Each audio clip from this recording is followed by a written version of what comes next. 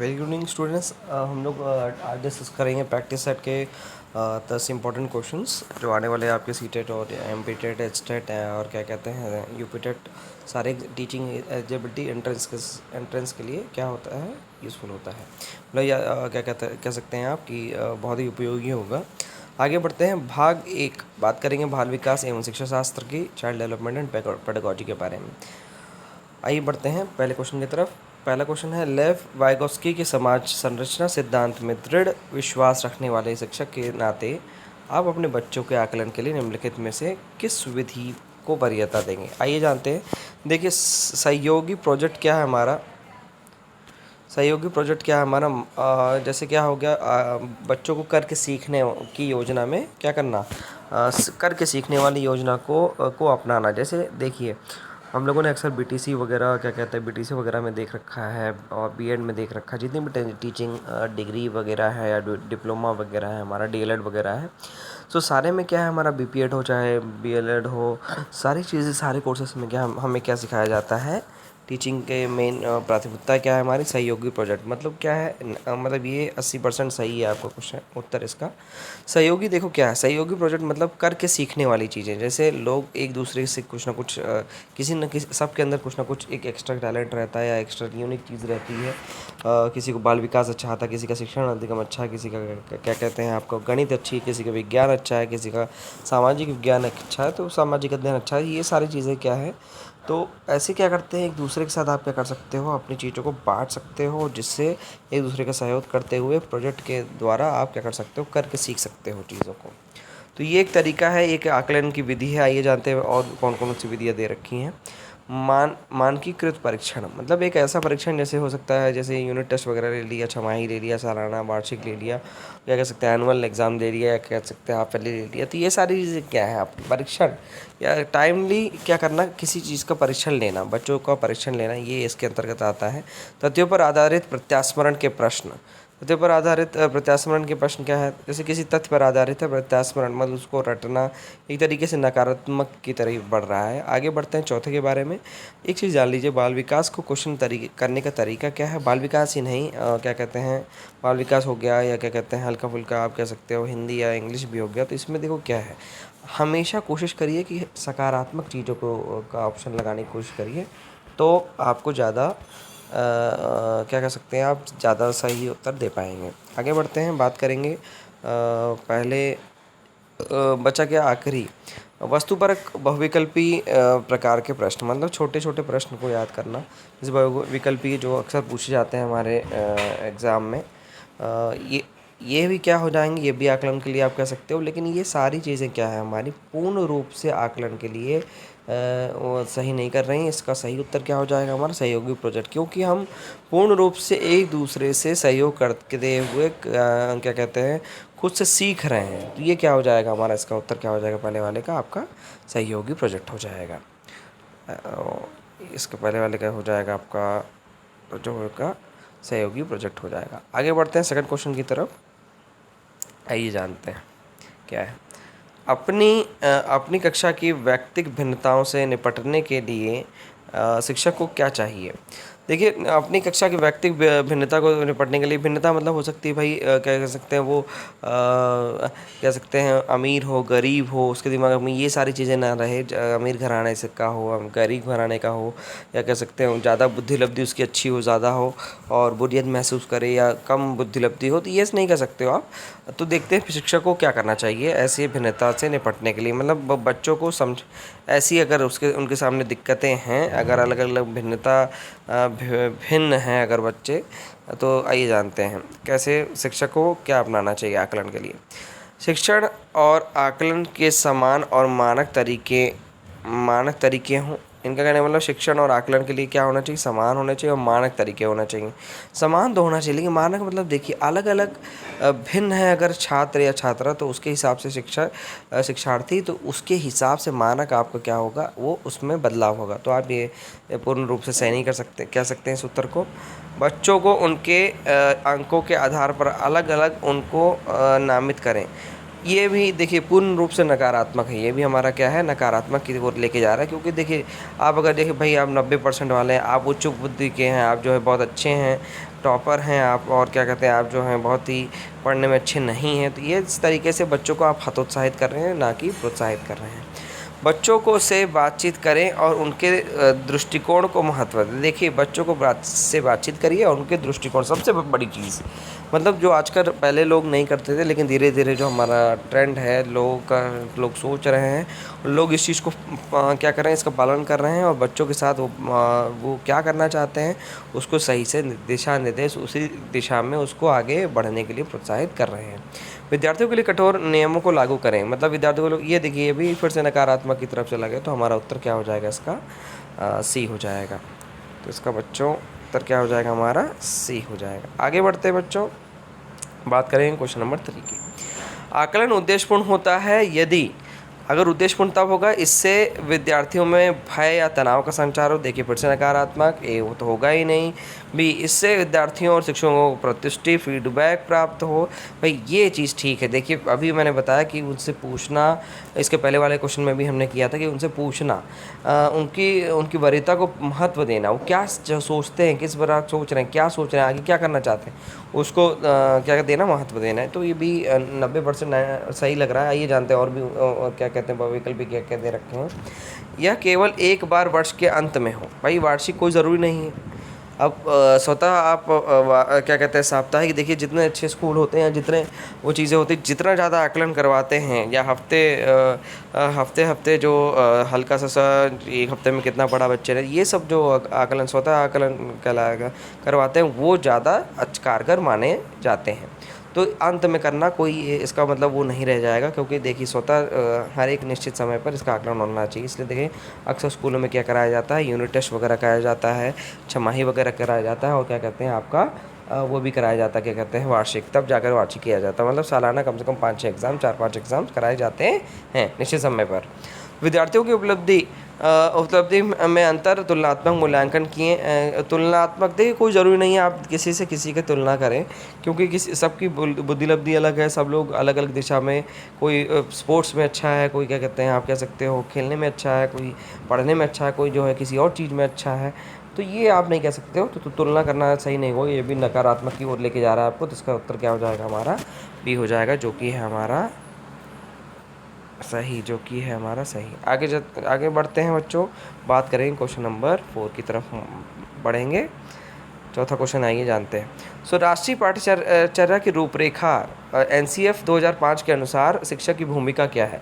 सत्तावादी होनी चाहिए। भाई ये भी नकारात्मक सीधा सीधा कि भाई सत्तावादी है तो कोई पॉलिटिक्स तो हो नहीं रही है, कोई चुनाव वगैरह तो हो नहीं रहे, तो सत्तावादी नहीं होनी चाहिए बिल्कुल भी।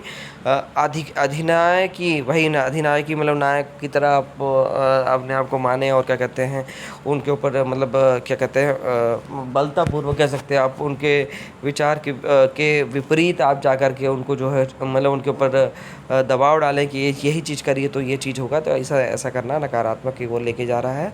अनुमति परक, कोई ज़रूरी नहीं है कि आप जो कह रहे हैं वही सही है, और या वो हर बात में आपसे सहमति होकर के वही उसी दिशा में आगे बढ़ें, कोई ज़रूरी नहीं है। तो देखिए राष्ट्रीय रूपरेखा के अनुसार शिक्षक को क्या करना चाहिए, शिक्षक को क्या मानना चाहिए, अपने आप को सुविधादाता मानना चाहिए। मतलब आप क्या कर रहे हो, सर्विस प्रोवाइड कर रहे हो उनकी एज ए फ्रेंड, उनका ऐसे गाइडेंस आप क्या कर रहे हो, उनके साथ दोस्त की तरह उनको समझा रहे हो, माता पिता एक परिवार की तरह उनको क्या कर रहे हो, गाइड कर रहे हो पूर्ण रूप से कि क्या सही है क्या गलत है, उनको कैसे आगे बढ़ना चाहिए चाहे पढ़ाई के विषय में।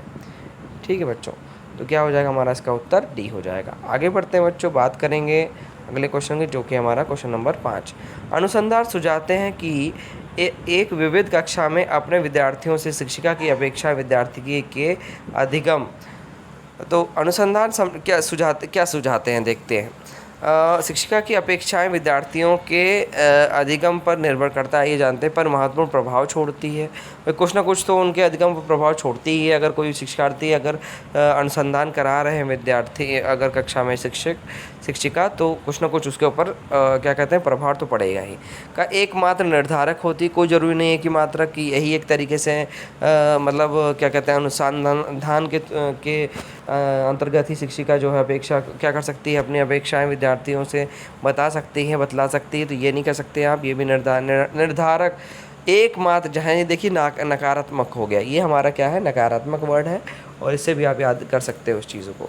आगे बढ़ते हैं। सी देखिए बहुविकल्पी क्या दे रखा है कि साथ संबंधित नहीं मानी जाती है, यानी चाहिए भाई कोई ज़रूरी नहीं है आपने देखिए नकारात्मक सीधा सीधा के संबंधित माने ही नहीं जाने चाहिए। भाई अनुसंधान सुझा रहे हैं अगर विद्यार्थी शिक्षिका किसी विद्यार्थी को या कि विद्यार्थियों को के समूह को, तो वहाँ पे कुछ न कुछ संबंध तो होगा ही, ठीक है, आकलन होगा, लेकिन संबंध एक दूसरे से कुछ न कुछ जुड़ेगा ज़रूर। चाहे वो एक ही लाइन याद करेगा या एक ही चीज़ उसके दिमाग में याद आएगी, चाहे एक ही वर्ड ही उसके दिमाग में बैठेगा, लेकिन उसका ऊपर कुछ ना उसके ऊपर बच्चों के ऊपर कुछ ना कुछ प्रभाव जरूर पड़ेगा। पर कोई प्रभाव नहीं छोड़ती है भाई, कुछ ना कुछ अगर शिक्षिका या शिक्षक कुछ ना कुछ अगर अपने क्लास में अपनी कक्षा में कुछ ना कुछ अगर कोशिश कर रहे हैं, तो कम से कम कुछ नहीं ना सही, कम से कम एक वर्ड तो बच्चों को के ऊपर वो प्रभाव डाल सकेंगे, चाहे 1 ही 2 सेकंड के लिए क्यों ना हो। ठीक है, आगे बढ़ते हैं बच्चों। तो इसका उत्तर क्या हो जाएगा हमारा, ये हो जाएगा पर महत्वपूर्ण, क्या हो जाएगा ये, पर महत्वपूर्ण प्रभाव छोड़ती है। आगे बढ़ते हैं बच्चों, बात करेंगे क्वेश्चन नंबर 6 की। विशेष आवश्यकता वाले बच्चों को शामिल करना एक काल्पनिक लक्ष्य है। कोई ज़रूरी नहीं, एक काल्पनिक लक्ष्य क्यों है भाई, सब चाह रहे हैं कि विशेष आवश्यकता वाले बच्चों हैं तो उनको उस तरह की सुविधा दी जाए, और जिनकी क्षमता ना हो उन बच्चों के लिए हानिकारक है। भाई जन क्षमता आप ये निर्धारित नहीं कर सकते हैं किसके अंदर क्षमता किसके अंदर नहीं, नकारात्मक हो गया। विद्यालयों पर भार बढ़ेगा, देखिए विद्यालयों पर भार बढ़ेगा नहीं, आपको ये नहीं सोचना चाहिए, मतलब ये नहीं सोचना चाहिए कभी भी शिक्षक या स्कूल वालों को, बच्चों कभी नहीं सोचते हैं विद्यालय वाले कि ये हमारे पर बोझ है ये बच्चा या ऐसा कुछ। तो शिक्षिका के प्रति शिक्षण के प्रति दृष्टिकोण विषय वस्तु और धारण परिवर्तन की अपेक्षा रखता है। तो देखिए विशेष आवश्यकता वाले बच्चों क्या करते हैं, वो प्रति दृष्टिकोण होता है उनका शिक्षण के प्रति, विषय वस्तु और धारण परिवर्तन की अपेक्षा रखता है। कुछ ना कुछ वो अपेक्षा रखता है कि कम से कम हमें ऐसी सुविधाएं मिले कि हमें अपनी नकारात्मक चीज़ों को पीछे छोड़ करके हम आगे बढ़ सकें। तो हमारा उत्तर क्या हो जाएगा इसका, ये हो जाएगा हमारा डी। आगे बढ़ते हैं बच्चों, बात करेंगे 7वें क्वेश्चन। विविध प्रकार की सामाजिक, आर्थिक और सांस्कृतिक पृष्ठभूमि के बच्चों से युक्त कक्षा सभी विद्यार्थियों के अधिगम अनुभव को बढ़ाती है, ये कथन है। देखिए गलत कह रहा है, गलत मतलब नकारात्मक, सीधा सीधा देखते हैं ये क्या कह रहा है, क्योंकि ये बच्चे के लिए दुविधा उत्पन्न कर सकता है और वे स्वयं को अलग महसूस कर सकते हैं। कोई ज़रूरी नहीं है भाई अमीर गरीब अलग, इसलिए तो यूनिफॉर्म वगैरह बनाया गया है, कपड़े वगैरह जो भी दिए जाते हैं स्कूल की तरफ से, क्या कहते हैं या क्या कहते हैं, आप कुछ भी स्टिच करवाते हो तो क्या इसका मतलब क्या है, जो सिलवाते हैं आप, वो इसलिए कराया जाता है कि आप एक जैसे एक समान लगे और एक दूसरे को कभी भी आपके अंदर भिन्नता वाला जो अनुभव वो महसूस ना हो।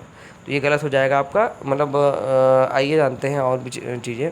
सही, क्योंकि बच्चे अपने साथियों से अनेक कौशल सीखते हैं। देखिए ये 80% 80% सही होता नज़र आ रहा है, क्योंकि देखिए बच्चे कुछ ना कुछ अपने बच्चों साथियों से कोई ना कोई कौशल ज़रूर सीखते हैं, क्योंकि हर एक के अंदर एक ना एक नया एक अनभिज्ञ या एकदम सबसे अलग कौशल होता ही होता है।